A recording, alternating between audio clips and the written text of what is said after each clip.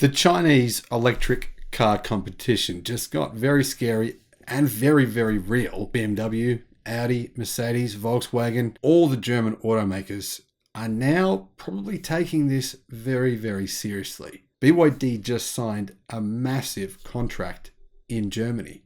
And that contract didn't go to any German company, it went to a Chinese one. Hello, my friends. Welcome to the channel. I'm the Electric Viking. Great to see you. My name's Sam Evans and I'm coming to you from Melbourne, Australia.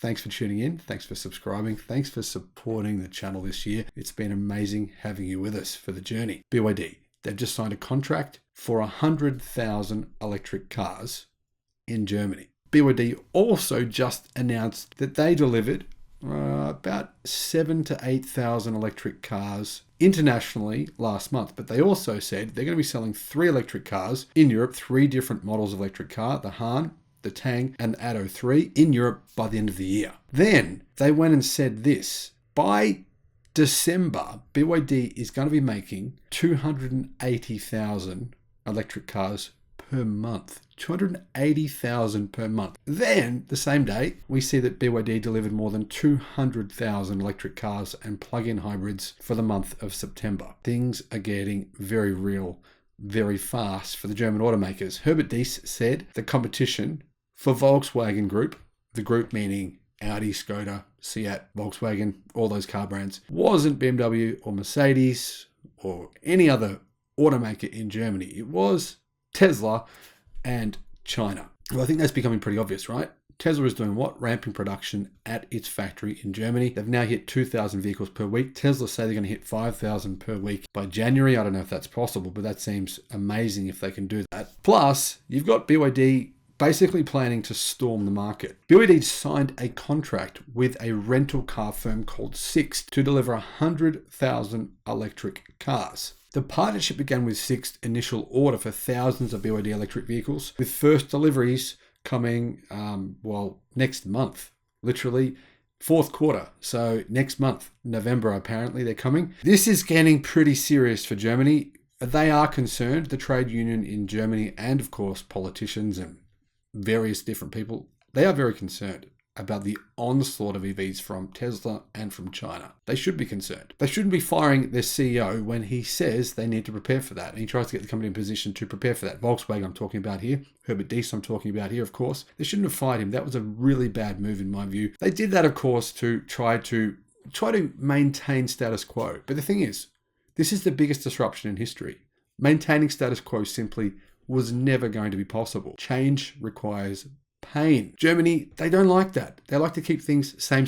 They've been making gasoline-powered vehicles for how long now, right? 80 years or more? 90 years? 100 years? Mercedes-Benz, they were around before the World War. The crazy thing is, right, these guys, they're really not taking it seriously. They say that they are, but the truth is they're not. And that's why they're ripe. They're ripe to be taken down. BYD has entered into a partnership with German car rental company Sept for 100,000 electric vehicles over the next few years. The partnership was signed apparently within the last few weeks, and Sept is expected to further supplement this initial order with 100,000 more vehicles from BYD. The first BYD all-electric vehicle Sept will offer its customers is the Atto 3, which is BYD's medium to small electric SUV. Those cost 39,000 euros in Germany. You can actually buy them now for you guys in Germany and you guys in Europe. Gives you another option, another good choice. In China, that car is known as the Yen Plus, and it's a lot cheaper in China. But of course, you have to account for different factors. Obviously, BYD has to ship the cars all the way to Europe. But interestingly, BYD actually ordered 8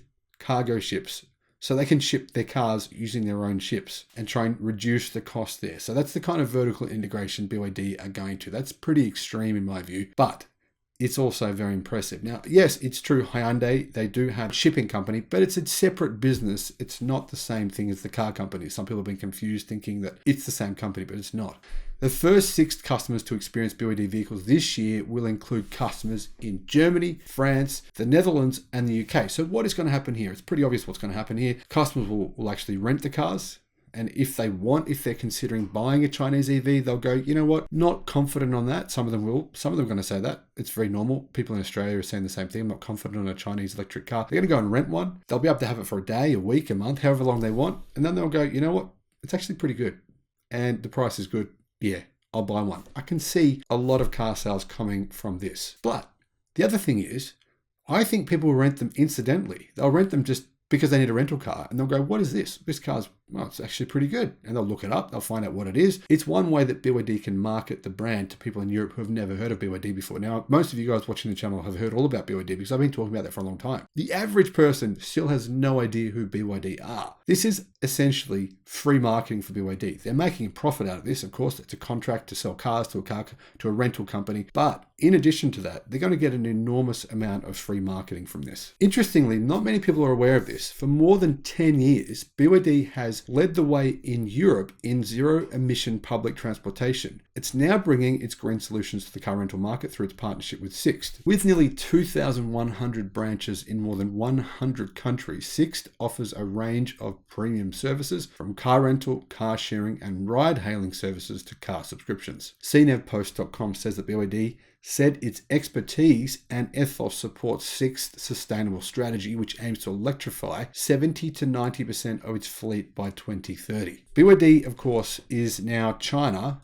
In fact, it's the world's largest new energy vehicle company. New energy vehicles means a combination of electric cars and plug-in hybrids. Pretty simple. New energy vehicle, just think two different types of cars, electric cars and plug-in hybrids. They're the biggest in the world now, pretty clearly. It's not really close. In September, BYD sold 8,000 electric cars in overseas markets. Well, they sold a lot more than that, but they delivered 8,000. I think they probably sold about 50 to 100,000, but actually delivered 7,800. That's an increase of 52% from the 5,100 units they delivered in August. And the company first announced its overseas sales figures for electric cars in July. Now, almost all of those were the Atto 3. 6,400 with Atto 3. Some others were a few other different models, but obviously those models are not really mainstream. Clearly, BYD are planning on really attacking the European car market. It's really interesting to see this. I honestly was thinking, okay, Sam, put yourself in the shoes of BMW, of Mercedes, of Volkswagen, of Audi, of Seat, Skoda, all the car brands in Europe, even the ones in France. I mean, even Peugeot, Citroën, right? Put yourself in their shoes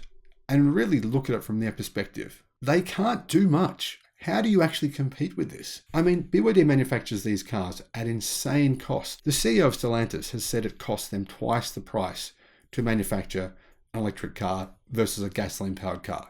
BYD clearly doesn't cost them twice the price. Clearly, the price is very close to what it costs them to build a gasoline-powered vehicle. That's how BYD can actually sell these and not make a loss at this price, right?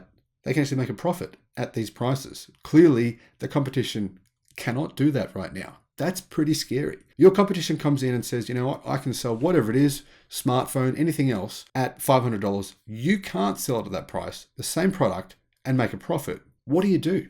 I mean, that's my question. What can they do? Let me know what you think they can do in the comment section below. Thank you for watching. I'll see you again on the next video. Bye-bye.